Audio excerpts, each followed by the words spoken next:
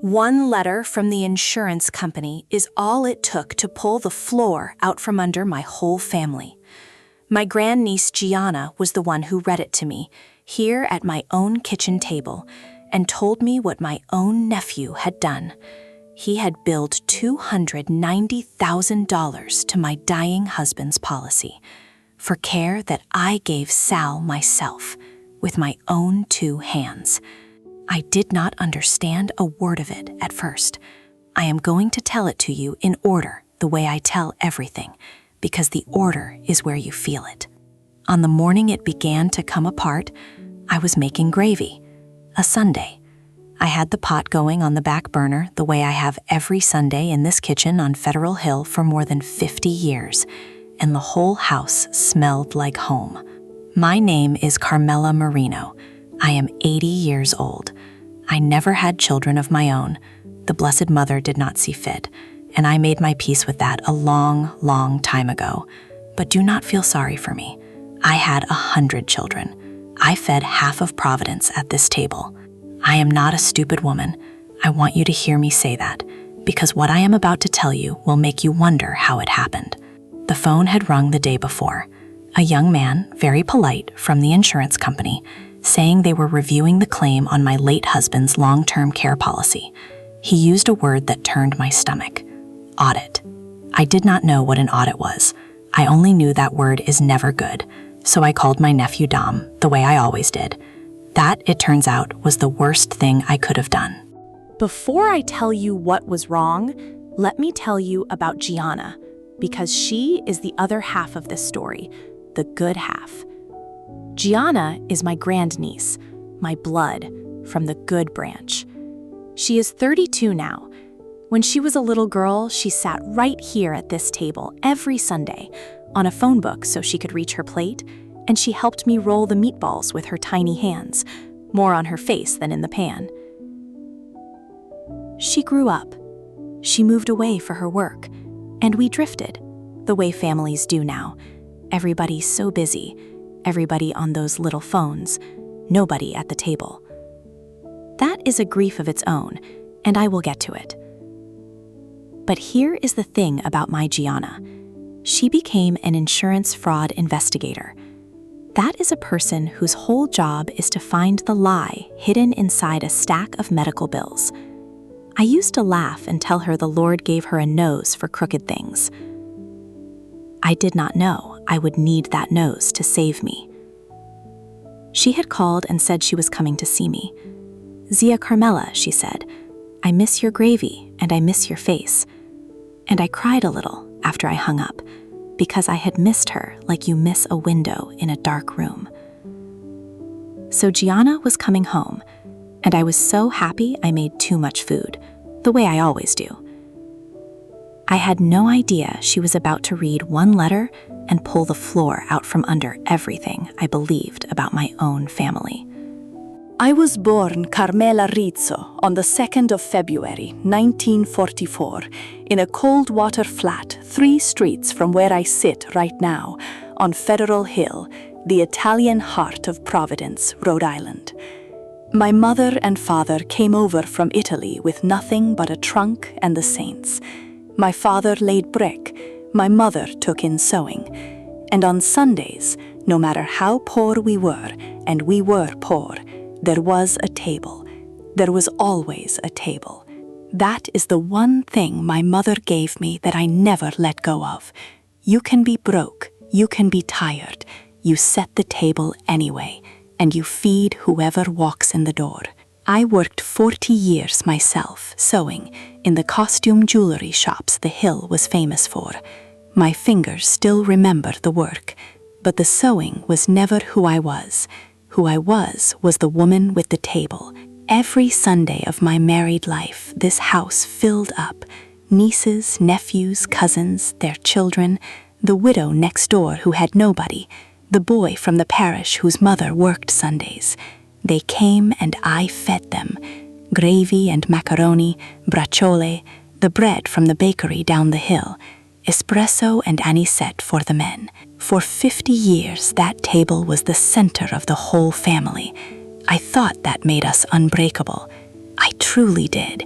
I learned at 80 years old that you can feed a person your entire life, and it does not make them love you the right way.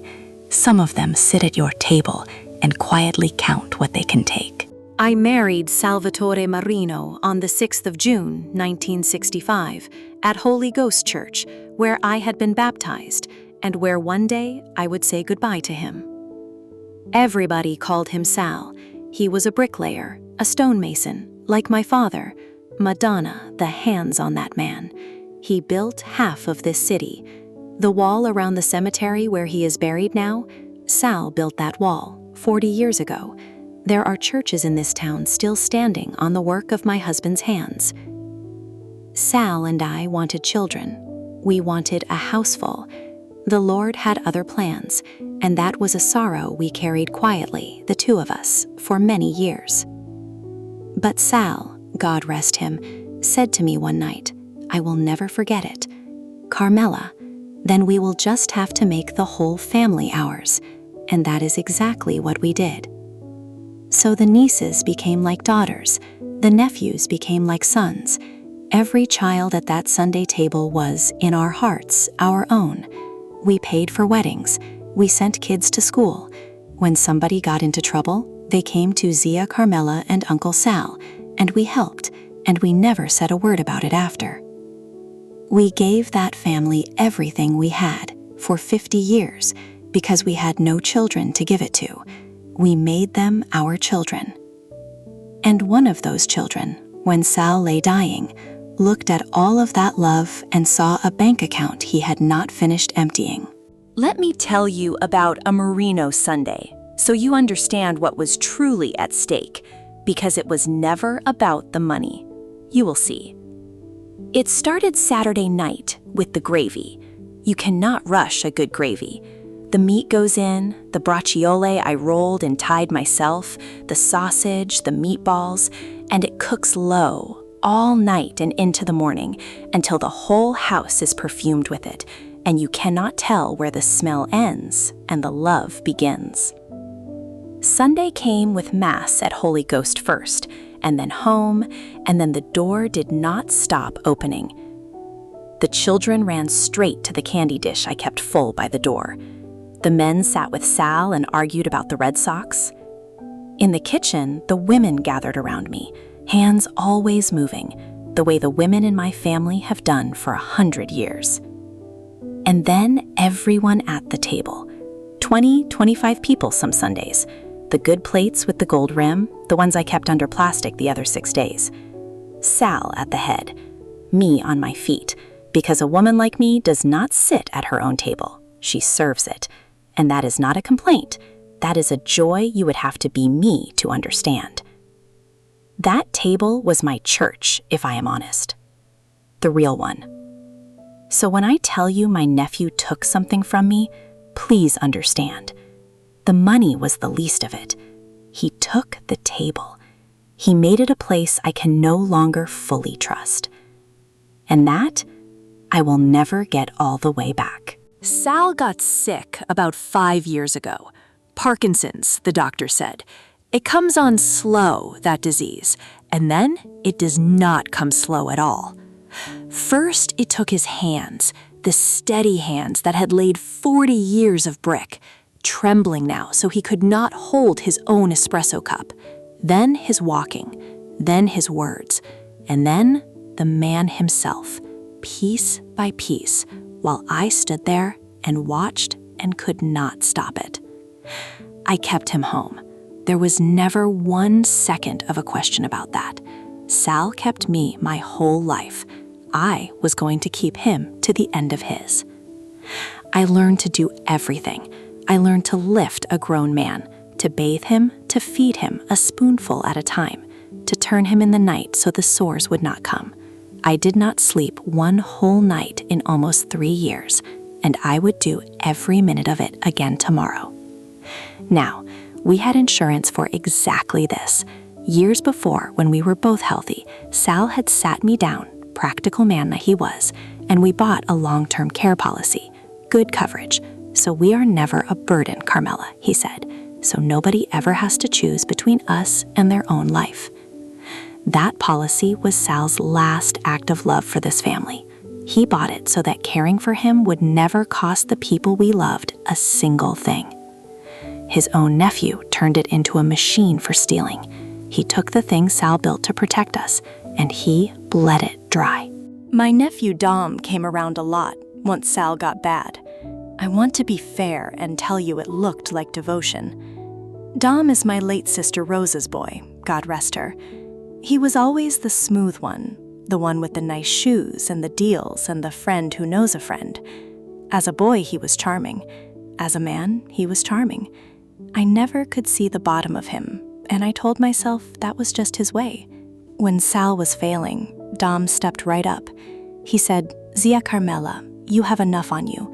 You take care of Uncle Sal. Let me handle the insurance, the aides, the agency, all the paperwork.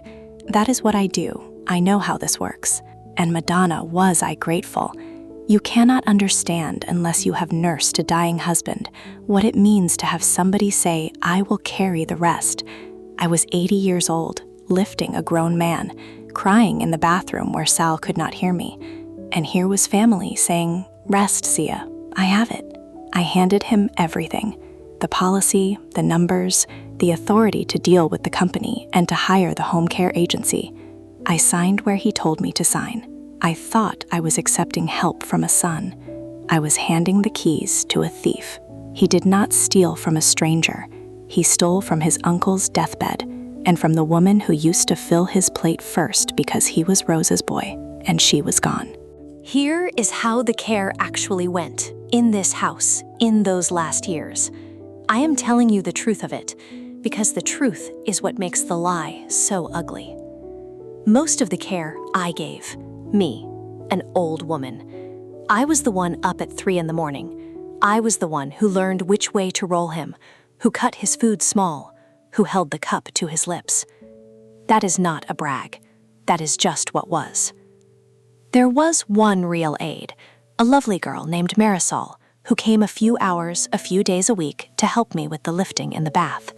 I loved Marisol. She was gentle with Sal, and she was honest, and she was there. But Marisol was the only real help that ever walked through that door. A few hours, a few days a week. The rest was me. Dom handled the agency.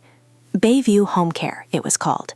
He told me they were sending aides, managing everything, billing the insurance directly so I would never have to think about it. "Don't worry about any of it, Zia," he would say. "It's all taken care of." And it was, in a way. It was all very much taken care of. I just did not understand until Gianna showed me what was actually being built to that policy, or who was really doing the caring, or where $290,000 of my husband's protection had quietly gone. Sal died on the 11th of October, 2 years ago, in our bed, in the room where we had slept for 55 years. He went easy at the end, thank God, after such a hard road. Father Marchetti came and gave him the last rites. I held one of those big stone mason's hands, quiet now, and I told him it was all right to go, that I would be fine, which was a lie, but it is the lie you tell so they can let go. The funeral filled Holy Ghost. Of course it did. Sal had built half the families in that church a fireplace or a wall or a front step. The whole hill came, and the family gathered the way we do. They came back to this house after, and I fed them, because that is what I know how to do with grief. I put my hands in the gravy, and I fed my sorrow to people who loved him. Dom was there. Dom gave a beautiful speech, actually, about his Uncle Sal, the man who built things to last. People cried. I cried. He had been stealing from Sal's care for over a year by then, and he stood up at the funeral and talked about a man who built things to last, with the insurance money for Sal's dignity already in his pocket. I did not know. I sat there and I thought, what a good boy Rosa raised. The Blessed Mother forgive me. I thought that. The letter came about 1.5 years after the funeral. Then the phone call, the one I told you about, with that word, audit. The letter said the insurance company was conducting a review of the claims paid on Salvatore Marino's long-term care policy. It used cold words I did not understand, irregularities, documentation, potential recovery. It asked me to call. I was frightened. I will not pretend I was not. I am an old widow who does not understand insurance, and a big company was writing me cold letters about my dead husband. I thought maybe I had done something wrong. I thought maybe they were going to come after me. So I did what I had done for 3 years. I called Dom. And for the first time, my nephew did not sound smooth. There was something underneath his voice I had never heard before. He said fast, "Zia, do not call them back. Do not talk to those people. Send me the letter, I will handle it. It is nothing, it is a clerical error. Promise me you will not call them. Promise me you will not call them." I have turned that sentence over 1,000 times since. A man who has done nothing wrong says, "Let me help you sort this out." A man who is afraid says, "Promise me you will not call them."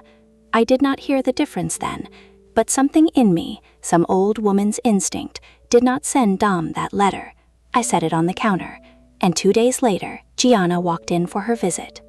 Gianna came on a Friday with a suitcase and that laugh, and for the first night, we did not talk about anything heavy at all.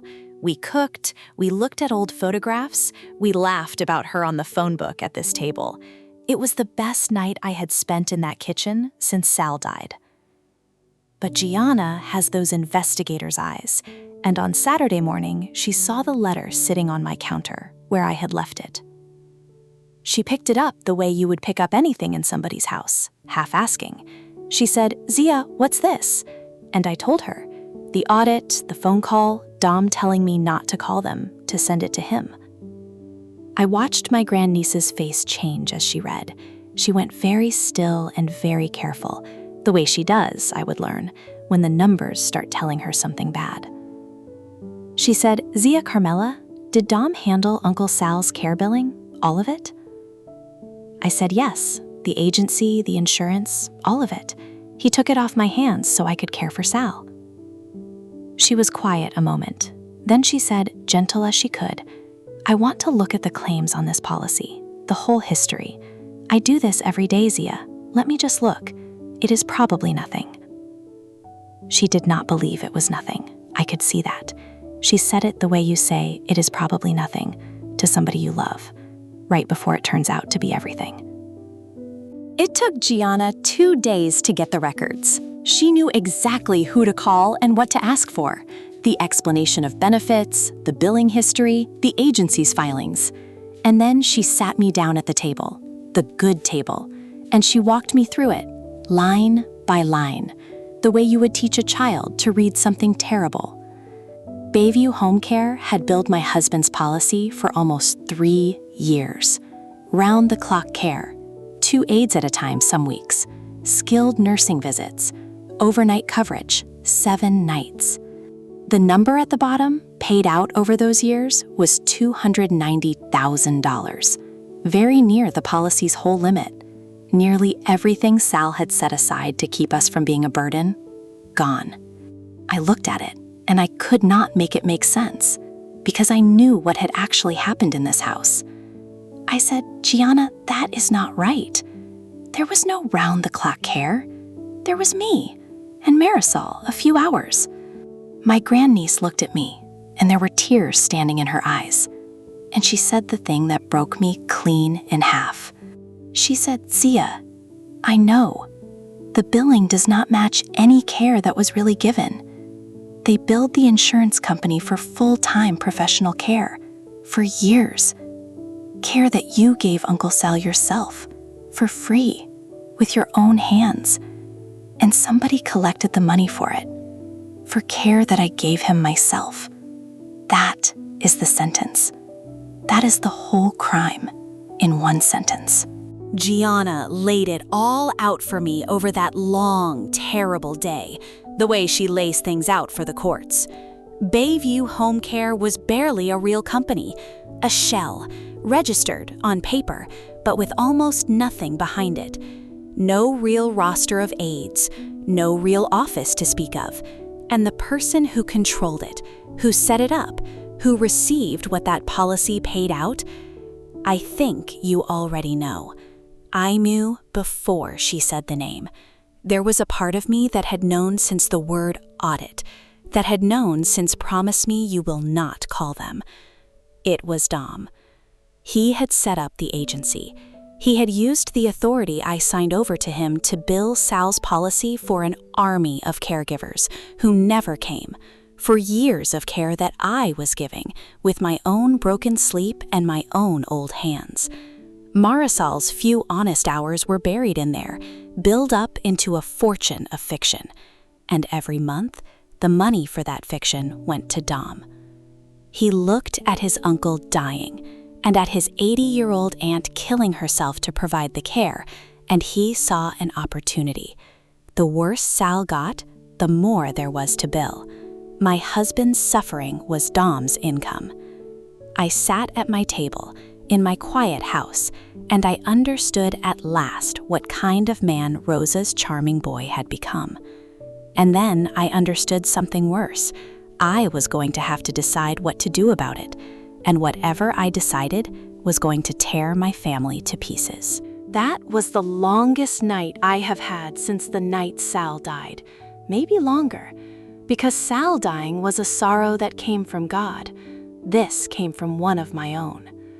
I sat at the table after Gianna went to bed. I lit a candle to the Blessed Mother, the way my own mother did, and I let myself feel all of it. The rage, yes, but under the rage, something heavier. Shame. Because I had handed him the keys, because I had fed him first, and because I had stood at his uncle's funeral and thought, what a good boy. And under the shame, the grief that has stayed the longest, not for the money, for the family, for the table. You see, the second I did anything about this, the second I told the truth, it would be war. Dom has a mother's memory in this family, a whole branch that loves him, that would never believe it, that would say Zia Carmela has gone senile. Zia Carmela is being cruel to poor Dom. The Sunday table I had built for 50 years would split right down the middle, and it would never, ever come back together. I was the one who held that family together. 50 years, I was the glue. The table was mine. And now I was the only one who could break it. To get justice for Sal, I would have to destroy the very thing I had given my whole life to build. That was the choice. Nobody should have to make that choice at 80, but there it was. On Sunday, I did not make a big gravy. I did not have it in me. But I went to Mass, and after, I asked to speak with Father Marchetti, who had buried both my parents and my husband. We sat in the quiet of the empty church, with the candles going and the Madonna looking down, and I told him everything. The policy, the agency, Dom, and the thing I could not say to anyone else, that I was thinking of going to the law, and that it would tear the family apart, and that I did not know if a good woman, a Christian woman, was allowed to do such a thing to her own blood. He listened the whole way through. Father Marchetti is not a man who rushes. Then he said something I have held on to since. He said, Carmela, you did not break this family. Dominic broke it, the day he chose to steal. You are only the one being asked to say so out loud. Telling the truth is not the sin. The sin was already committed by him in the dark. I said, but Father, the family, the table. He took my hand. He said, a table built on a lie is not a table, Carmela. It is a stage. You have been setting a beautiful table for a man who was robbing you under it. God does not ask you to keep serving him. Protect what Sal built. Then you pray for Dominic's soul. In that order. I went home knowing what I had to do.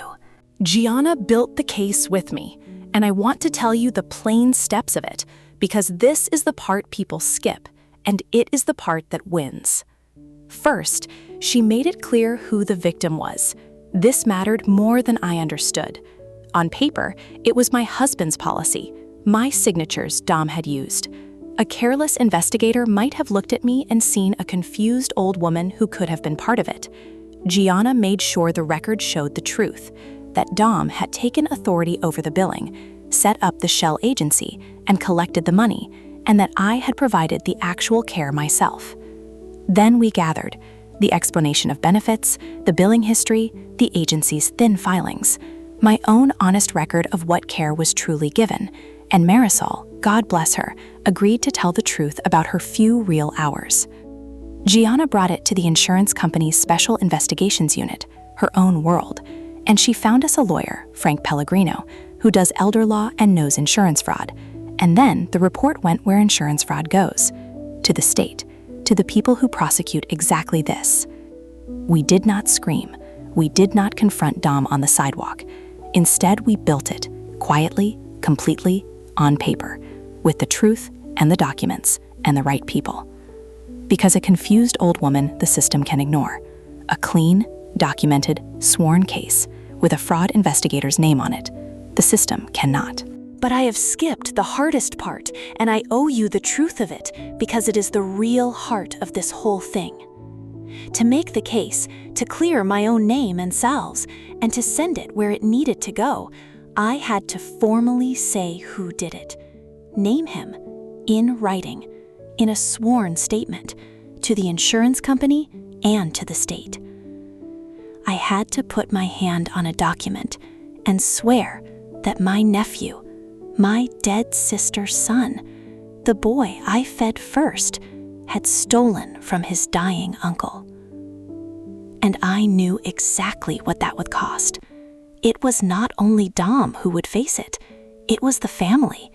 Dom's mother is gone, but his people are not. The cousins, the branch that adores him, the Sunday table. A part of me, the oldest, deepest, mothering part, screamed to protect him, to swallow it, to say nothing, eat the loss, keep the peace, take Dom's secret to my grave the way I had taken every other family secret. Protect the boy, protect the table, even now, even after this. That is what I had done his whole life, you see. Every scrape, every bad deal, every trouble. Zia Carmela smoothed it over and never spoke of it again. And sitting there, I finally understood. That smoothing over was not love. All those years, it was fear wearing love's face. And it was the very thing that taught Dom there would always be somebody to cover for him. I had helped make him, and to keep covering him now would just be the same sin, one more time, the biggest one. So I sat with the two roads, honestly, for 3 days. The first road was silence. Keep the family whole. Keep the table. Let Dom keep the money and his good name, and let me keep the peace I had spent 50 years protecting. I knew that road well. I had walked it my whole life. The second road was the truth. Name him. Save Sal's name and mine, and watch the family I built crack down the middle. Watch half of them turn on me. Watch the Sunday table end. Not in death, but in division, which is somehow worse. I prayed on it. I talked to Father Marchetti again. I talked to Sal, out loud in our empty bedroom, which I do more than I will admit to anyone. And it was Sal who decided it in the end. Not out loud, of course, but I thought of him sitting me down to buy that policy. So we are never a burden, Carmela, so nobody has to choose between us and their own life. He bought that protection out of love for this family, and Dom had turned Sal's love into Dom's theft. To stay silent would be to let the last loving thing my husband ever did stand as a monument to the man who stole it. I could not do that to Sal. I would rather lose the family than let Dom keep that. So I chose the truth. God help me, I chose the truth.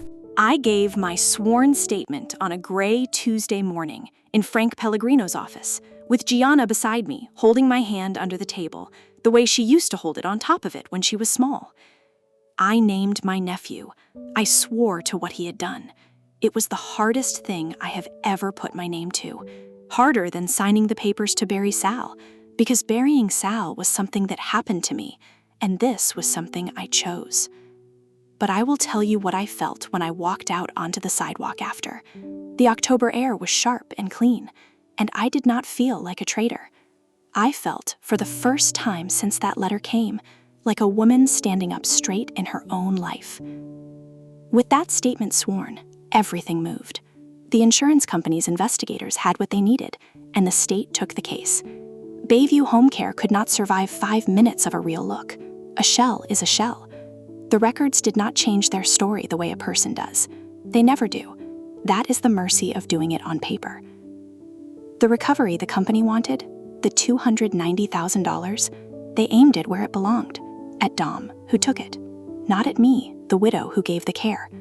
My name was clean. Sal's name was clean. The truth had done the work it was always going to do, once I finally let it out of my mouth. Dom called me, of course. When it all came down on him, he called. I let it ring the first several times. I sat and looked at his name lighting up the phone, Rosa's boy, and I let it go. Then one evening, I called him back, because I am his aunt, and because hiding is for cowards, and I am not a coward, and I was not going to start being one at 80. He came at me every way he had. First the charm, then the wounded innocence. How could you, Zia, your own family? Then, when none of that moved me, the cruelty, the thing under him I had never let myself see, that I was a senile old woman, that nobody would believe me, that I had ruined the family. I let him finish, and then I said the only thing I had called to say. I said, "Dominic, I changed your diapers. I fed you first at every table because your mother was gone, and I loved you. And you billed the insurance company for the care I gave your dying uncle with these hands, and you put the money in your pocket. I know it, the state knows it, and I am the one who told them. I will pray for you every day for the rest of my life, and I will never set a place for you at my table again. Both of those things are true." And I hung up, and I went and sat in Sal's chair, and I grieved a living man like he had died. I will not lie to you and tell you the family came through it whole. It did not. It split, just as I knew it would. There is a branch that believes Dom, or chooses to, because believing the truth would cost them too much. There are cousins who do not call me anymore, and there are people who whispered exactly what Dom said they would, that Carmela got old and turned mean, that she went after poor Dominic. The Sunday table is smaller now. Some Sundays it is very small. I would be lying if I said that does not ache every single week when I look at the empty chairs and remember when there were not enough chairs. There used to be children fighting over the candy dish by the door. Now the dish sits full. That is the price I paid. I want to be honest about it, because these stories sometimes pretend that doing the right thing comes for free. It does not. Doing the right thing cost me the very thing I built my life around. But here is what I have come to know, in the quiet, in the smaller Sundays. A full table that is full of lies is not worth one honest chair. I spent 50 years measuring my life by how many people I could fit at that table. I had the number wrong the whole time. It was never about how many. It was about who was true. And the ones who are true are still here. Fewer, but true. The biggest surprise of this whole sorrow was Gianna. She came for a weekend visit, and she ended up staying near 3 months, doing her work from this kitchen table, fighting for me by day, and sitting with me in the evening. Atlanta could wait, she said. She said, "Zia, you fed me when I was a scared little girl who didn't think anybody wanted her. You think I'm going to let you sit alone through this? Forget it. And something began to heal, even in the breaking. Because here was a child of mine, not by blood the close way, but mine, from that table, raised on my gravy and my Sunday afternoons, who had grown into exactly the kind of person who would drive across the country to save an old woman she loved. The family had given me a dam, but the same family, the same table, had also given me a Chiana. She asked me one evening to teach her to make the gravy properly, the real way. Saturday night, low and slow, the braciole tied by hand, and I cried, and I said yes, and I taught her, standing in my kitchen, passing down the one thing my mother gave me to the one who came back. I lost a great deal, I want you to hear that, but I did not lose everything. I lost the ones who only ever sat at the table. I kept the one who learned to set it. It is a year later now. I am 81. Gianna moved back, not far, close enough to come for Sunday. She is learning the gravy, getting better, though she still rushes it, and I still tell her so. The table is smaller than it was, but the people at it look me in the eye, and that is worth more than I knew how to count when I was younger. I set Sal's place sometimes still, out of habit, and I do not correct myself. Some habits are just love with nowhere to go. Dom is answering for what he did. The case went where it needed to go. I do not see him. I do not expect to. I light a candle for him every Sunday at Holy Ghost, before Mass, the first thing. For Rose's boy, wherever his soul has gotten to. A mother's love does not have an off switch, even when the mother is only an aunt, even after everything. I have made my peace with loving him and never trusting him again. Father Marchetti says God allows that. I believe him. Sal's name is clean. That is the thing I hold. The last loving act of my husband's life stands as what he meant it to be, protection, and not as the prize of the man who stole it. I did that for Sal. It cost me half my family. I would pay it again. I still make the gravy every Sunday. I still set the table. Fewer plates now, but every one of them honest. I want to leave you with one thing before I go back to my pot. I fed a family for 50 years. I thought that love made us unbreakable. And one of the people I fed first and loved most looked at my dying husband and saw money, and looked at my open hands and saw a fool. But a girl who sat at my table on a phone book with meatball on her face grew up and crossed a country to save me. She was never going to be the one the family pointed to. She was just the one who came back, and the one who told the truth beside me when the truth cost everything. So let me tell you what I learned at 80 years old, with my hands still in the gravy. Anybody can sit at your table. Be careful who you hand the keys to. And measure your family not by how many you can fit, but by how many will tell the truth when a lie would be easier and pay them better. A full table can be a lonely place. A small, honest one is a feast. If you are listening to me and there is somebody who showed up for you, who came back, who stayed, who fed you or stood beside you when they did not have to, you call that person today. Tell them they are family, the real kind, the chosen kind. Do not wait for a hard season to find out who is true. And tell me in the comments where you are watching from. I read every one here on Federal Hill with an old woman who still has a place set for the ones who are true. Now go call them and manja.